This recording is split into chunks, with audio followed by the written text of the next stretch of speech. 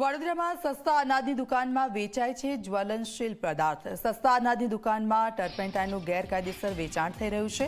જ્વલનશીલ પદાર્થ વેચી લોકોના જીવને જોખમમાં મૂક્યા છે। ખુલ્લેઆમ ટર્પેન્ટાઇન વેચવામાં આવતું હોવાનો ખુલાસો થઈ રહ્યો છે। 80 રૂપિયા પ્રતિ લીટરના ભાવે વેચાઈ રહ્યું છે આ ટર્પેન્ટાઇન। કેરોસીન બંધ થયા બાદ સસ્તા અનાજના દુકાનદારોએ હવે આ નવો કિમિયો અજમાવ્યો છે। પોલીસ અને પુરવઠા વિભાગની નાક નીચે ચાલી રહ્યું છે આ વેચાણ। સસ્તા અનાજની દુકાનદારોને જોઈને પ્રોવિઝન સ્ટોરના સંચાલક પણ હવે ટર્પેન્ટાઇન વેચવા લાગ્યા છે। તો આપ જુઓ 80 રૂપિયા પ્રતિ લીટર વેચાઈ રહ્યું છે આ ટર્પેન્ટાઇન।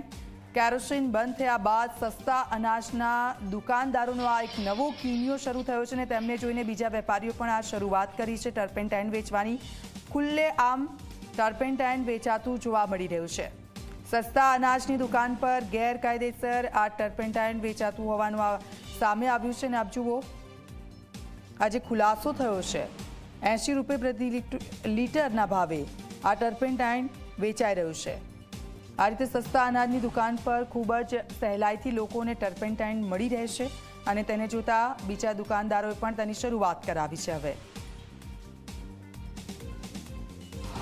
વડોદરાના અકોટામાં સસ્તા અનાજની દુકાનધારકો લોકોના જીવ સાથે રમત રમી રહ્યા છે।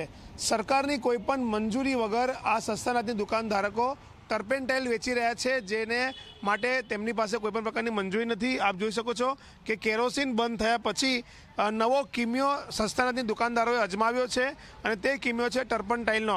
આવી રીતના કારબામાં ટર્પેન્ટાઇન ભરીને તેઓ લાવે છે અને જે છૂટક લોકો છે તેમને 80 રૂપિયા લીટરે તેઓ વેચાણ કરી રહ્યા છે।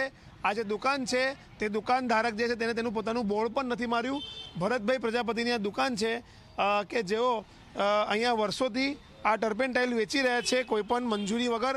તેવી જ રીતના વાત કરવામાં આવે તો આ બાજુમાં તમે આ મહેશ પ્રોવિઝન સ્ટોર જે લખ્યું છે તે પણ સરકાર માન્ય વ્યાજબી ભાવની દુકાન છે દિનેશભાઈ ગાંધીની।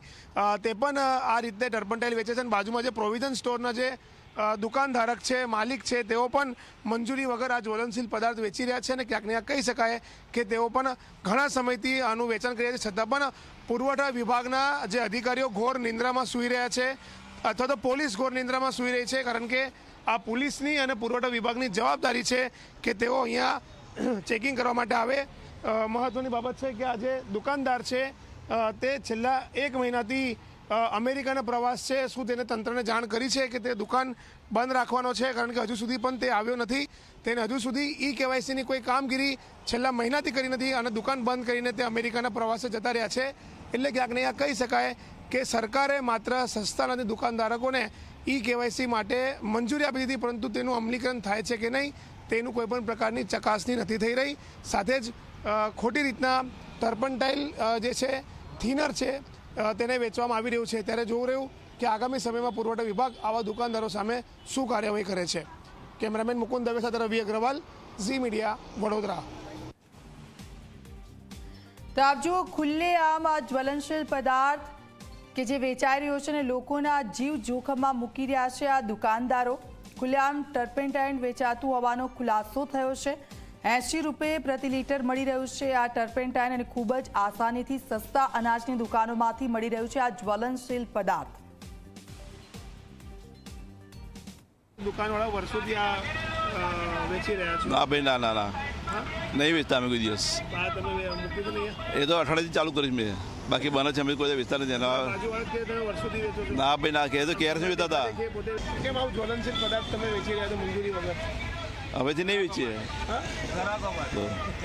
નહીં વેચીએ હવેથી, બસ બંધ કરી દઈશું। રાશન કાર્ડની દુકાનમાં તમને આની મંજૂરી આપી છે સરકારની દુકાનમાં? ના, નહીં આપી।